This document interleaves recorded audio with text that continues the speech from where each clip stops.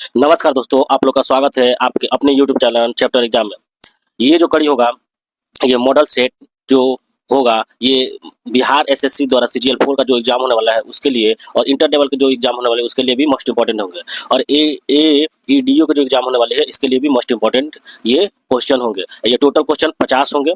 चलिए हम लोग ये क्वेश्चन स्टार्ट करते हैं, और ये वेरी इंपॉर्टेंट क्वेश्चन है जो परीक्षा में आने की 100% संभावना है। चलिए क्वेश्चन नंबर 1 लेंगे। देखिए क्या कर रहा है, ये जो क्वेश्चन होंगे ये मॉडरेट टू हाई होंगे। देखिए क्वेश्चन है, सूची 1 को सूची 2 में सम्मिलित कीजिए तथा सूचियों के नीचे दिए गए कूट का उपयोग करके सही उत्तर का चयन करें। हमको बताना है कि राख का ढेर कहाँ मिला है, किस स्थल पे मिला है, और गर्तावास कहाँ मिला है, कृषि का साक्ष्य कहाँ मिला है, हड्डी के हथियार कहाँ मिला है। तो देखिए राख का ढेर जो है वो पिकलीहल में मिला है। कहाँ मिला है? पिकलीहल में मिला है। राख का ढेर पिकलीहल में मिला है, ये होगा। गर्तावास जो मिला है बुर्जहोम में मिला है। कृषि का जो साक्ष्य मिला है मेहरगढ़ में मिला है। हड्डियों का हथियार जो है चिरांद में मिला है। कहाँ मिला है? चिरांद में मिला है। तो ऑप्शन नंबर 1 इसका सही आंसर होगा, ऑप्शन नंबर 1।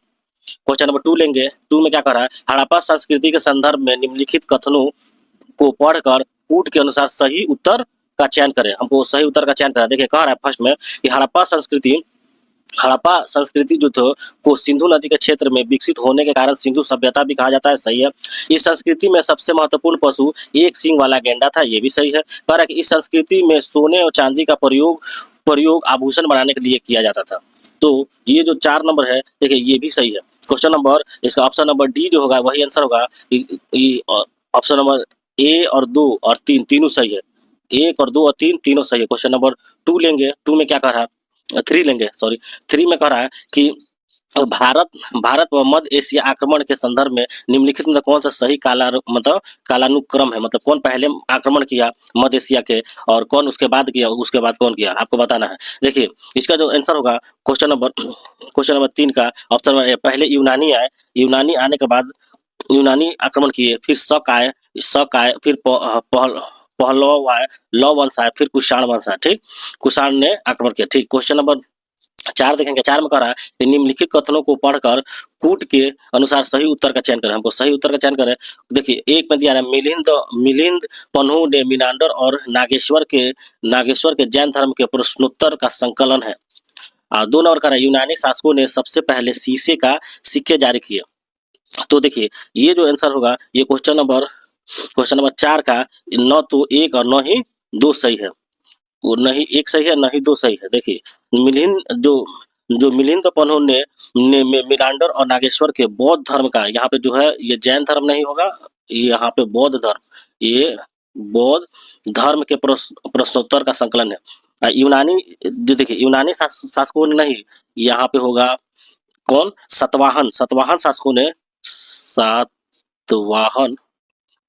सातवाहन शासकों ने सोने के सिक्के जारी किए। सातवाहन शासकों ने सोने के सिक्के जारी किए। ना तो 1 सही है ना तो 2 सही है। क्वेश्चन नंबर 5 लेंगे। 5 में क्या कह रहा है कि निम्नलिखित कथनों को पढ़कर कूट के अनुसार सही उत्तर का चयन करें। कह रहा है सातवाहन राजा गौतमी पुत्र सतकर्णी के सिक्कों पर जहाज का चित्र अंकित है। 2 में कह रहा है गौतमी पुत्र सतकर्णी ने छहरात वंश के शासक रुद्रदामन को हराया था। आपको बताना है। तो देखिए इसमें केवल 2 सही है, ऑप्शन नंबर केवल 2 सही है। देखिए सातवाहन राजा यक्षश्री सतकर्णी के सिक्के पर जहाज का चित्र था। गौतमीपुत्र सतकर्णी के सिक्के पर नहीं, यहाँ पे किनके सिक्के पर जहाज का चित्र था, ये थे यक्षश्री सतकर्णी के सिक्के पे जहाज का चित्र था। केवल ऑप्शन नंबर 2 सही है।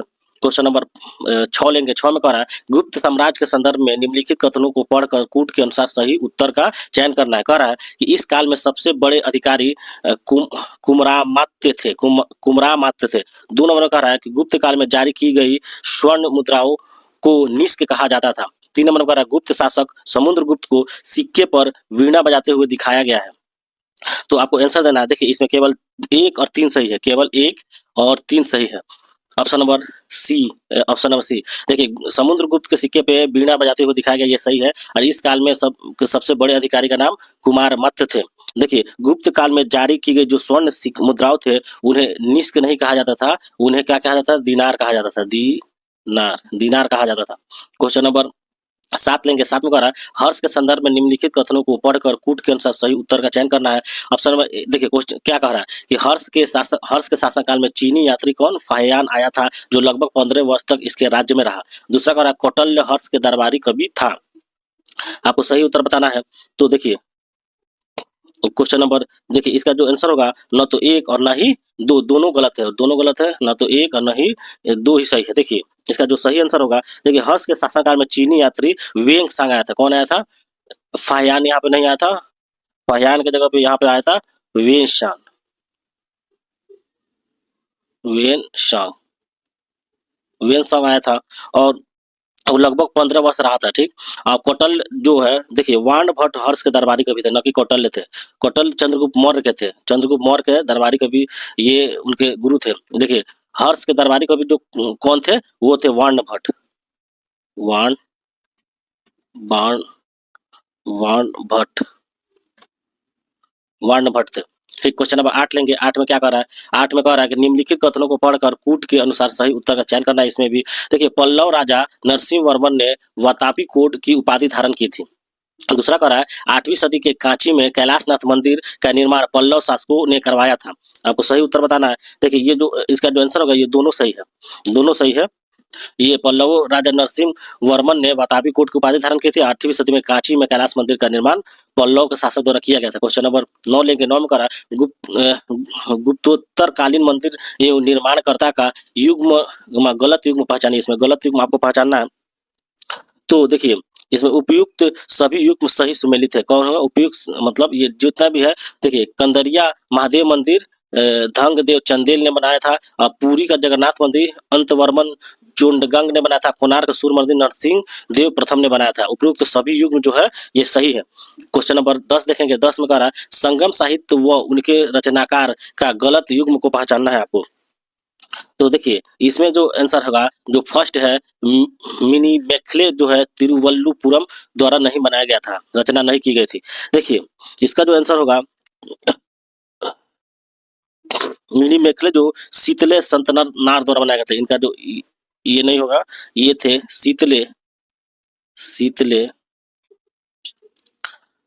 सत्यनार, शीतले सत्यनारायण द्वारा ये साहित्य की रचना की गई थी। क्वेश्चन नंबर 11 लेंगे। 11 में क्या कह रहा है कि पल्लव वंशी शासक धर्मपाल के संदर्भ में निम्नलिखित कथनों को पढ़कर कूट के अनुसार सही उत्तर का चयन करना है। देखिए इसमें कह रहा है इसने विक्रमशिला विश्वविद्यालय की स्थापना की एवं नालंदा विश्वविद्यालय का जीर्णोद्धार कराया।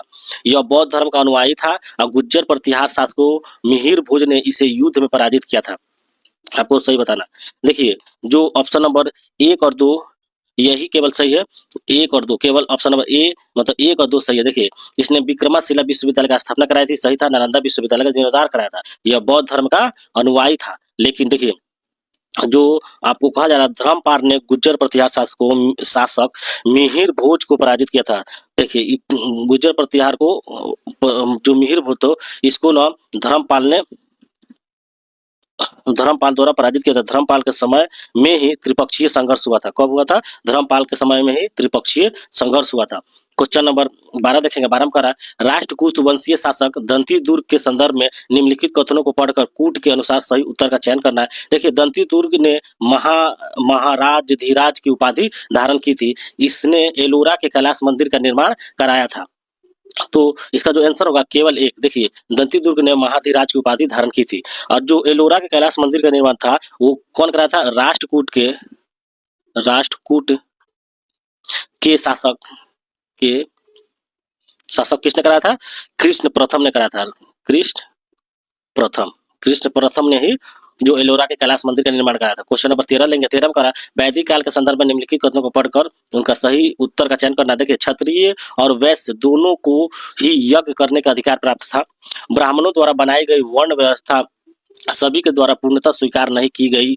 देखिए इसका जो आंसर होगा देखिए 1 और 2 दोनों सही है। देखिए जो क्षत्रिय और वैश्य थे दोनों को यज्ञ करने का अधिकार प्राप्त था और ब्राह्मण द्वारा जो वर्ण व्यवस्था बनाई गई वो सभी के रूप से यह स्वीकार नहीं की गई थी। क्वेश्चन नंबर 14 देखेंगे। 14 में कह रहा है देखिए 14 में कह रहा है निम्नलिखित में से कौन सा स्थल पार्श्वनाथ के संबंध होने के कारण जैन सिद्ध क्षेत्र माना जाता है। देखिए ये इसका आंसर होगा सम्मेद शिखर। सम्मेद शिखर देखिए, पार्श्वनाथ जैन धर्म के कौन थे? 23वें तीर्थंकर थे, जिनका जन्म वाराणसी में महावीर स्वामी 250 वर्ष पहले 850 वर्ष पूर्व हुआ था। काशी के शासक इक्ष्वाकुवंशी अवशेष उनके पिता थे तथा महारानी वामा उनकी माता थी। 30 वर्ष की आयु के बाद उन्होंने गृह त्याग कर दिया था। जीवन वैराग्य के पश्चात मतलब तपस्या में लगाया। और जो सम्य मध्य पर्वत पर समाधि होकर कठिन तपस्या करने के उपरांत उन्हें 84वें दिन कैवल्य, कैवल्य का मतलब ज्ञान प्राप्त हुए। जैन धर्म में कैवल्य किसे कहता है? कैवल्य मतलब ज्ञान, कैवल्य। और जो ये सम्मेद शिखर था, इसी पे इन्होंने कितने दिन के? टोटल 84 दिन के उन्होंने तपस्या की। इसके बाद उन्हें ज्ञान की प्राप्ति हुई। देखिए 15 नंबर देखिए, कुंभ मेले का प्रारंभ करने का श्रेय किसे जाता है? कुंभ मेले का प्रारंभ देखिए, कुंभ मेले का प्रारंभ करने का श्रेय किसे जाता है? हर्षवर्धन को जाता है, हर्षवर्धन को जाता है। देखिए 1606 ईस्वी में 16 वर्ष की अवस्था में मैं हर्षवर्धन के शासन संभाला था, संभाला था। और क्वेश्चन नंबर 16 देखेंगे, हर्ष ने थानेश्वर के स्थान पर कन्नौज को अपनी राजधानी बनाई थी। कहाँ बनाई थी? हर्ष ने थानेश्वर का स्थान को चेंज करके कन्नौज को अपनी राजधानी बनाई थी। क्वेश्चन नंबर 16 देखेंगे, 16 में कह रहा है कि निम्नलिखित में से कौन कुषाणों की राजधानी रही?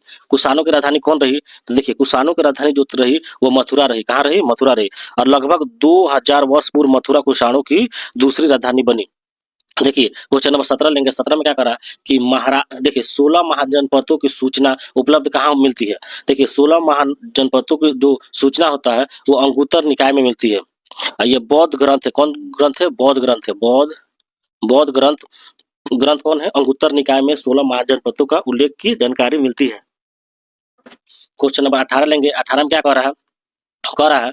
18 देखेंगे। देखिए मगध का कौन सा सम्राट जो था अपरूप परशुराम के नाम से जाना जाता था? आपको बताना है। तो देखिए ये जो था महापद्मनंद था। इसे किस नाम से जाना जाता था? इसे अपरूप परशुराम के नाम से जाना जाता था। क्वेश्चन नंबर 19 लेंगे। 19 में क्या? निम्नलिखित में से किस राजा ने पाटलिपुत्र बसाया था? देखिए पाटलिपुत्र किसने बसाया था? ये उदयन द्वारा बसाया गया था। ऑप्शन नंबर ए इसका सही होगा। 20 लेंगे। 20 में कह रहा है कि इसमें सूची 1 और 2 को मिलाना है। तो दो देखिए, पौराणिक जो है, पौराणिक का जो लिखा हुआ किताब है उसको क्या कहा जाता है? अष्टध्यायी। पौराणिक द्वारा लिखी गई किताब कौन था? अष्टध्यायी।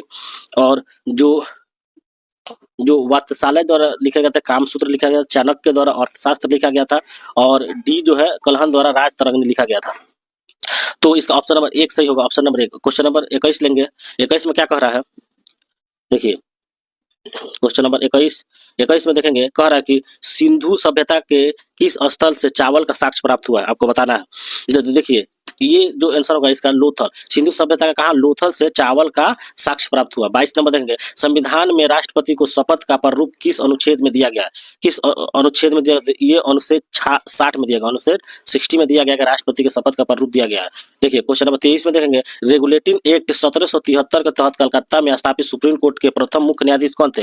देखिए ये थे Elijah Impey. Option number D इसका सही होगा। एलिजा एम्पे प्रथम मुख्य न्यायाधीश थे। 24 में देखेंगे, भारतीय संविधान का कौन सा अनुच्छेद भारतीय राष्ट्रपति के महाभियोग से संबंधित है? तो देखिए महाभियोग से संबंधित है अनुच्छेद 61 है। ऑप्शन नंबर डी इसका आंसर होगा। और 25 में भारतीय संसद की सबसे बड़ी समिति निम्न में से कौन सी है? सबसे बड़ी जो समिति है वो ऑप्शन नंबर ए प्राक्कलन समिति है। अभी देखिए स्वतंत्र भारत के प्रथम गृह मंत्री कौन थे?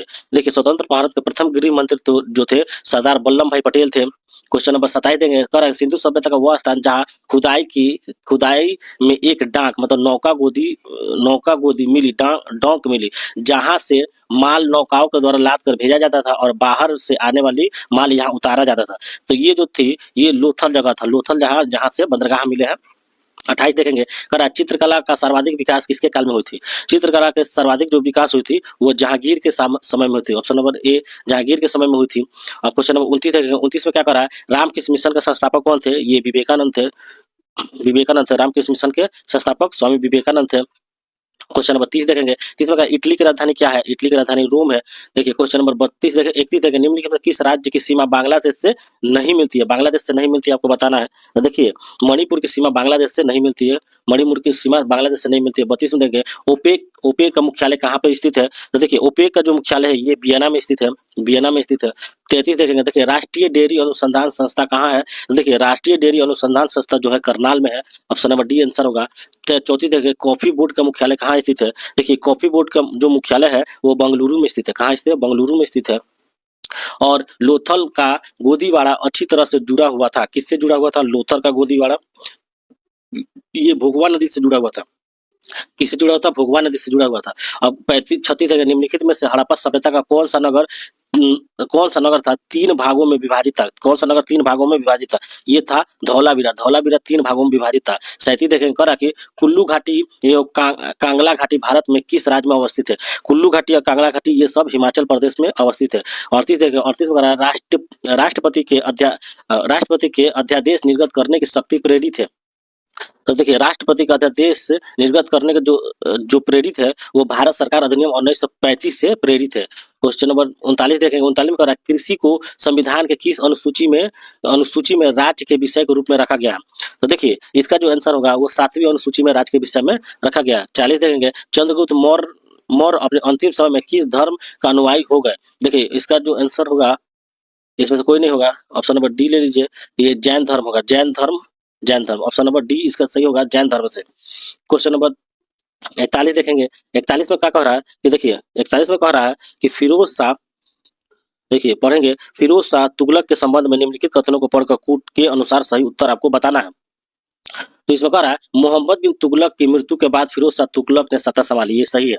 फिरोज शाह तुगलक ने किसानों को ऋण को माफ कर दिया तथा सरकारी पद जो कि वंशागुनत थे उसे समाप्त कर दिया, ये गलत है। ऑप्शन नंबर 1 सही होगा केवल कि मोहम्मद बिन तुगलक की मृत्यु के बाद फिरोज शाह तुगलक ने सत्ता संभाला। क्वेश्चन नंबर 42 देखेंगे, करा कि सिकंदर शाह लोदी के संबंध में निम्नलिखित कथनों को पढ़कर कूट के अनुसार सही बताना आपको। करा कि बहलोद लोदी की मृत्यु के बाद इसने सत्ता संभाला, तो देखिए ये भी सही है, बहलोल लोदी के बाद सिकंदर लोदी मतलब साम्राज्य का सुल्तान बना। देखिए इस कर है इसने भूमि के माप करने के लिए गज ए सिकंदरी मापन का प्रयोग किया, ये भी सही है, दोनों सही है। ऑप्शन नंबर सी इसका सही हुआ, 1 और 2 दोनों सही है। 42-43 में देखेंगे सल्तनत कालीन शब्दावली में अमीर ए बहर का अर्थ क्या है, देखिए अमीर ए बहर जो था वो नौकाओं को प्रबंध करने वाला अधिकारी था। कौन था, अमीर ए बहर नौकाओं को प्रबंध करने वाला अधिकारी था। 44 में देखिए हुमायूं के संदर्भ में निम्नलिखित करना, इसमें पढ़ना है आपको, सही उत्तर बताना है। हुमायूं के द्वारा लड़े गए युद्ध में कलिंजर का युद्ध जो 1531 में लड़ा गया था, तो ये सही है, कलिंजर का युद्ध 1531 में लड़ा गया था, हुमायूं द्वारा लड़ा गया था।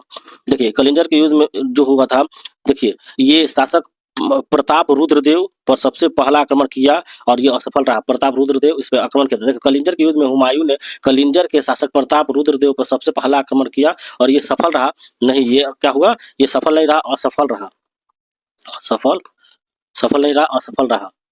ठीक, ये इसका जो आंसर होगा ऑप्शन नंबर 1 केवल 1 सही है। क्वेश्चन नंबर 44-45 देखेंगे, कर कि कन्नौज के युद्ध के संदर्भ में निम्नलिखित कथनों को पढ़कर उनका सही मतलब उत्तर चयन करें। देखिए एक बार कन्नौज के युद्ध को बिलग्राम के युद्ध के नाम से जाना जाता है, सही बात है, कन्नौज के युद्ध को बिलग्राम के युद्ध के नाम से जाना जाता है, ये सही है। इस युद्ध में शेर शाह ने हुमायूं को पराजित कर आगरा और दिल्ली पर अधिकार कर लिया। देखिए चौसा का जो युद्ध हुआ था, देखिए चौसा का युद्ध जो 46, क्वेश्चन नंबर 46 देखेंगे, 46 में कह रहा है, देखिए ये दोनों सही है। इस युद्ध में शेर शाह ने हुमायूं को पराजित कर आगरा और दिल्ली दोनों पर अधिकार कर लिया था। और ये जो युद्ध हुआ था वो 1540 में हुआ था। कन्नौज का युद्ध 1540 में लड़ा गया था। इसका जो आंसर होगा 1 और 2 दोनों सही है। 46 के बाद 47 देखेंगे, 47 में क्या कह रहा है, देखिए कह रहा है कि अकबर के शासनकाल के संदर्भ में उनको सामाजिक कार्यों के संदर्भ में निम्नलिखित कथनों को पढ़कर उनका सही उत्तर का चयन कर। देखिए अकबर ने तुलादान एवं झरोखा दर्शन जैसी पारसी परंपराओं को समाप्त कर दिया था, ये गलत है। अकबर ने सती प्रथा रोकने का प्रयास किया तथा विधवा विवाह को कानूनी रूप से मान्यता दी, ये सही है। अकबर ने 1575 ईस्वी में मनसबदारी प्रथा व्यवस्था के आधार पर सैन्य संगठन किया, ये सही है। क्वेश्चन नंबर 2 और 3 सही है, ऑप्शन नंबर बी इसका सही होगा, 2 और 3 सही है। 48 में देखें, 48 में क्या करा, निम्नलिखित कथनों को पढ़कर कूट के सही उत्तर का चयन करें। देखिए नक्शबंदी सिलसिले के संत संगीत के समर्थक थे और निजामुद्दीन औलिया ने सुलह ए कुल सिद्धांत का प्रतिपादन किया था, तो इसका जो सही आंसर होगा केवल 2 ऑप्शन नंबर बी, केवल निजामुद्दीन औलिया ने सुलह ए कुल सिद्धांत का प्रतिपादन किया था। देखिए, नक्शबंदी सिलसिले के जो संगीत के क्या थे, संगीत के विरोधी थे, समर्थक नहीं थे, ये विरोधी थे। क्वेश्चन नंबर 49 देखें, 49 में करा चित्तौड़ का कीर्ति स्तंभ किसने बनाया था, आपको बताना है। तो देखिए, चित्तौड़ का कीर्ति स्तंभ राणा कुंभा ने बनाया था। Option number C, Rana Kumbha ने बनाया था। और लास्ट क्वेश्चन देखेंगे, और ये क्वेश्चन नंबर 50 देखेंगे। 50 में करा खानकाह निम्नलिखित में से किससे संबंधित है। देखिए, खानकाह जो है सूफी आश्रम से संबंधित है, खानकाह सूफी आश्रम से संबंधित है, सूफी आश्रम से संबंधित। इसी के साथ ये मॉडल सेट समाप्त हुआ। और अगर आप लोग को ये वीडियो अच्छा लगा तो लाइक करें, कमेंट करें और सब्सक्राइब करना ना भूलें, और बेल आइकन भी दबाएं, जिससे आपको मेरे यूट्यूब चैनल पे आने वाले मोस्ट इंपॉर्टेंट क्वेश्चन का मॉडल सेट की जानकारी सबसे पहले मिले। और अपने दोस्तों को बीच में शेयर करें ताकि उनके भी तैयारी में कुछ मदद सिद्ध हो सके। इसी के साथ धन्यवाद।